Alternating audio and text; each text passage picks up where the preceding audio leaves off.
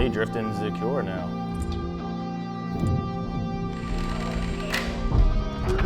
This drifting sport, cars, whatever, ended up saving my life when I was, you know, probably on the verge of not having one anymore. So,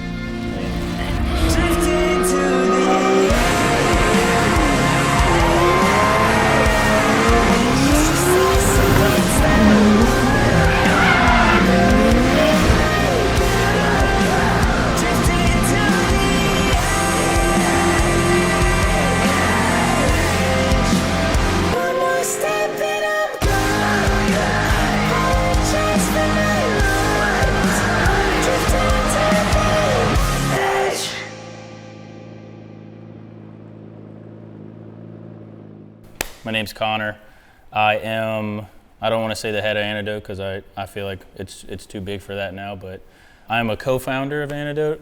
If you want to go back to the beginning, I feel like every group might have started this way, but we started as a Forza drift team, you know, always joked around about going to final bout and just having cars look a certain way. That was kind of a big deal to us. We were just really obsessed with style at that point. We made Antidote kind of as a joke, and we thought the name sounded cool, and that's actually where it originally came from, as a Forza lobby. Forza went from that to going to a shop. We went to a shop in Bellchase. We had our own little shop. We stuck with the style part, and we actually got liveries made for our cars before they were even anywhere near done, because that's how, I'm not going to say important, but that's how serious we were to some point use these, you know, the graphics. But yeah, in a short sense, that's where everything sort of came from. That simple idea of being on a game, putting body kits on cars, changing the colors, like it came from Forza. That turned into multiple people just slowly getting added to the group. And you'll notice I don't say team. A lot of people will say team, like, because we are technically a team, but I just look at it more as like a family aspect. If you were around, if you were allowed to come to an event where we're at and just get to hang out, I guess you probably would get to feel what it feels like. But we are definitely a team, yes, but more of a family-oriented group of people. One day I was on Facebook, and they had like this little kid. He was like, "Oh, can I, like, does anybody want to, you know, show me anything about cars, like some 240 stuff?" And I was like, "Yeah, man, like whatever, come over." And it ended up being Jalen. He's actually making this video right now. That was kind of, I wouldn't say like we were adding people to the team, but like that's how organic all this stuff came to be. We have 3 cars at this point. We're just in a shop playing around. And at this point, like, I don't even realize that this is like, I'm lucky enough to have a hobby where I'm just hanging out. It might be expensive, but at the end of the day, it's like I've learned so much from just these 2 people at this time, like learning from somebody who I've known for a long time and then a kid I just met. We take that for granted, I think, at all times. Our home track, NOLA Motorsports Park, you know, they had shops for rent, and we were like, you know what, we drift there already, so we ended up getting a shop here. We get to the point where Jalen's like, "Oh, I want to do my engine bay. Like, I want to paint my engine bay. I want tubs. I want this. I want that." And I'm like, "Yeah, of course. Like, why not?" Whenever like somebody's like, "I want to do this," I'm like, and they want me to be involved, I really want to make sure that I do my part. Basically, what happens is we do the engine bay, and we're like, "All right, we're gonna paint the car." I'm painting at this point. It's not, you know, this is real time, real life event type thing. We're prepping the car, wiping it down, doing this and making sure everything's good. And like I go wash my hands. I'm like literally, I could close my eyes and remember this. I'm gonna joke about it because it was kind of funny at the time. But I was washing my hands. I looked up into the mirror, and I like noticed like I don't know why I looked, but I had like these paintball size bumps just coming. They were fairly large, and I was like, "That's weird. You know, what's up with that?" And I'll never forget. I looked at Jalen, and I was like, "Yo, what is up with this like going on right here?" And he was like, "I don't know. Like, you got 2 of them, so it must be good, right?" And I was like, "Yeah." I mean, I literally was like, "Yeah, okay, that makes sense. It's like, you know, symmetrical." I jokingly called one of my other friends. I'm not gonna say who it is because it just out of respect for his job. But I was like, "Hey, Doc, can you come over and like cut these little things out of my neck? They're kind of aggravating me. Like, haha, like they're bothering the hell out of me now that I know they're there."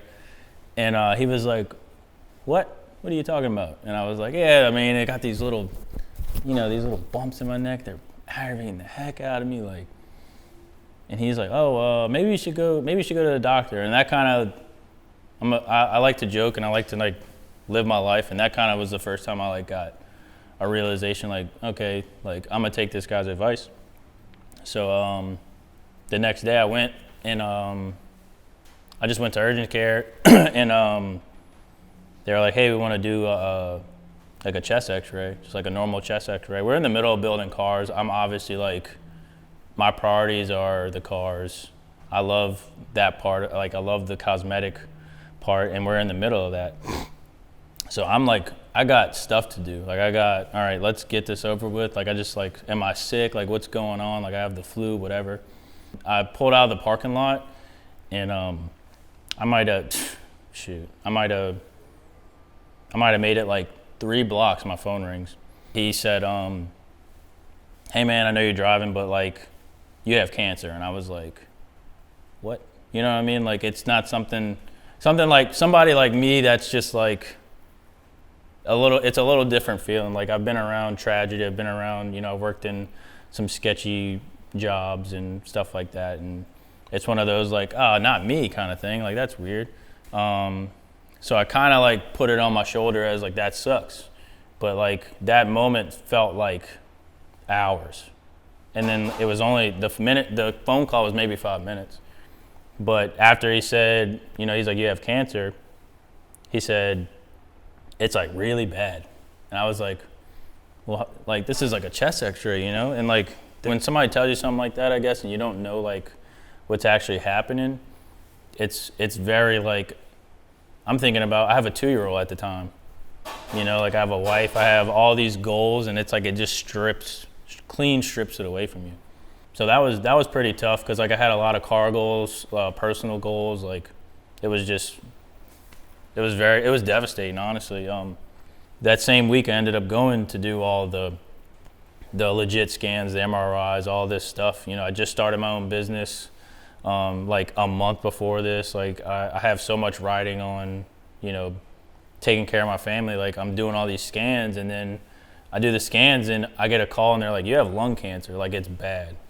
And the lady on the phone was like, yeah, I don't like this might be like a really big problem. And I'm glad she was wrong, obviously, but when you get a phone call like that, like she basically was saying like, we don't know if you're like making it out of this. I ended up having stage 4 Hodgkin lymphoma and it wasn't like directly affected my lungs, which was like obviously fantastic. I know it's probably not the word to use, but yeah, that's unfortunately I'm not gonna say unfortunately, that's actually where Antidote ended up thriving, like in the long run, because like it just made me like reconnect with people that were like legit my friends. Like when somebody tells you something like that, like the people that actually care about you are gonna like show up. Like when we're at the track at this point, like I'm still sick, having to do treatment. I'm here one day, just found out, and then this guy walks up to me and he's like, hey man, like this guy just gave me a car, like, and I just met this random dude. I'm like, what, somebody gave you a car? Like, I'm just like basically finding out I'm sick and all this stuff. It's kind of a lot. It's like really random. He's like, yeah, I don't know what to do with it. I'm like your neighbor down there, whatever. So, I ended up talking to the guy. It ended up being Mike, which is, like if you could see where the car started when the guy literally gave it to him and see it now, it's like pretty ridiculous. It was just one of those things where at the end of the day, more people ended up being involved than I ever thought. People are always gonna say like, like, oh, like if you ever need anything or if you blah, blah, blah. Well, like that's like how my whole, friend group surrounded me. They were like, dude, yeah, I get it. Like I could say if you ever need anything, but we have things to do. And like I would take that any day. In this span of me being sick,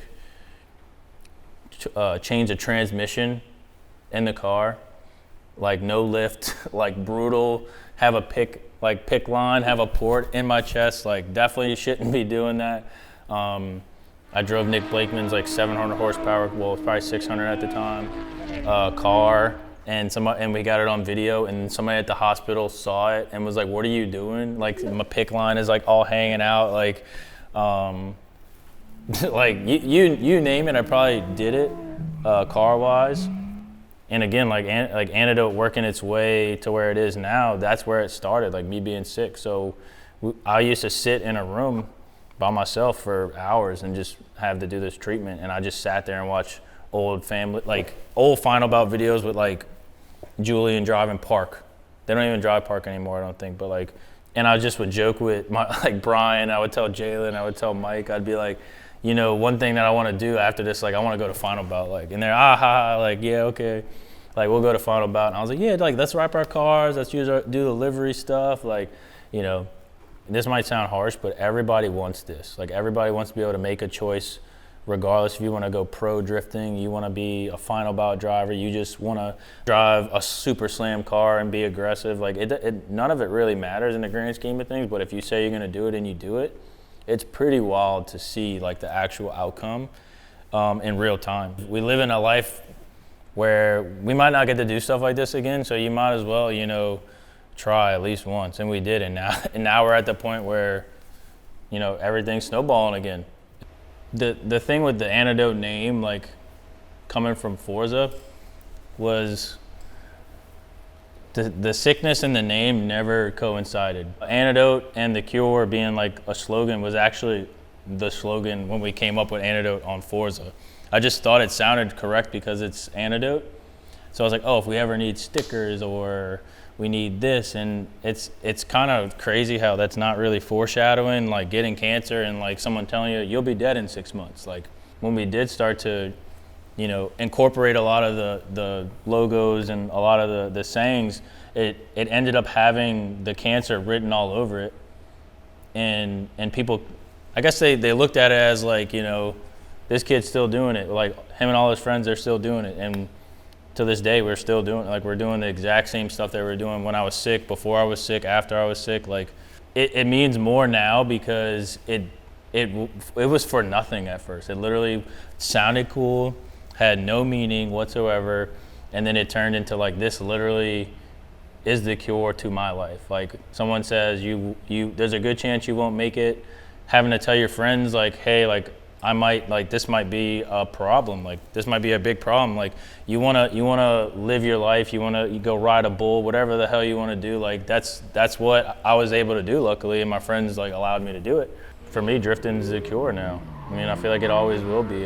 This sport ended up saving my life in the grand scheme of things. Like my friends contribute to that as well, but as much money I've invested and time and, you know, blood, sweat, and tears, regardless of what we're doing, like this drifting sport, cars, whatever, ended up saving my life when I was, you know, probably on the verge of not having one anymore. So one of the things that whenever you're told something like that, you know, the basic thing, you're like, I gotta be better, I gotta be more positive, and like that happened to me, and then I ended up spreading that throughout my group as much as I could.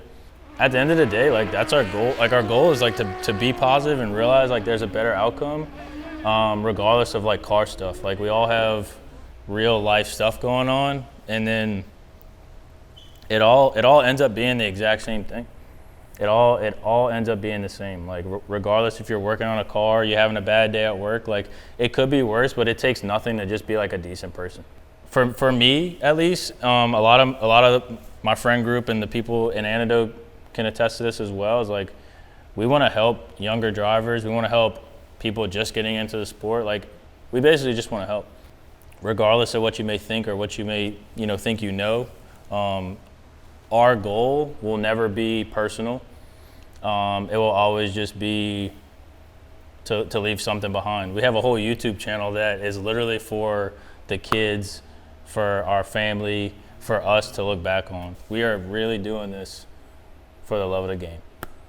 We're having a car track, tomorrow we're having a car track event. We haven't driven on the car track here in NOLA Motorsports in almost 6 years. Us playing around and having a good time, wrapping the cars, making sure they looked cool for us. Other people noticed it, and we got asked to help run the event. Even though it's not our event entirely, like it's cool to be able to have some input. It has been such a long time, and this is like the biggest kart track in the U.S. We're not driving the whole thing, but still, like, there's a lot of opportunity here. So this is a perfect example of what I mean by if you keep leveling up, you really don't know what's going to happen. So overall goals for Antidote would be to somehow get Final Bout to host a stage here. I don't know, it just would be cool. Like, I just think that would be cool to see something like that at my home track. Not biased to different events coming here, but I think this is a good start to open up opportunities for bigger establishments to come in and have, you know, legit events. It's one of those cross the bridge when we can. Like right now, maybe not, but I definitely want to get in contact with some people and see what's possible, I guess this is a learning experience for me, so it's easy to give this advice now, but find the people that are honest. Like if you have friends that are into it, even if you don't know anybody into it, find the group of people that hold each other accountable. If you can't be honest with the people around you, especially like on a friend level, then you probably shouldn't be around those people when it comes to a sport, because all my friends know if I'm not doing good, they'll put me to the side and say, hey, like, take a breath, like, what's going on? Same thing with the parts, or really working on anything. Like, hey, like, what do you think about this? They're not just going to be like, yeah, whatever, just throw that on the car. Like, surround yourself with people that care about your car just as much as they care about, you know, whatever you got going on. Because, like, I have a lot invested in all my friends' cars. I like to know about everything. And if I can know about what's going on, I feel like we all will thrive at the end of the day. And so, yeah, just, like, surround yourself with, like, decent people. Like, there's no reason for drama or anything like that. You just, like, you see people having fun, like, gravitate to the people that are having fun. And we're having fun, so. You will forget some of this stuff. So if you have some friends and y'all have cameras, like, just pick them up and point at whatever you're doing, because, like, going back and watching some of the, like, where you were to where you are now, it's got to be the craziest experience, like, I will ever have. So, and it's just gonna get crazier, because I mean, going from this to that and seeing the difference, it's wild. So if you take anything from that, is try your best to level up and evolve each time that you do something. Cars, really anything in life, just try to do better.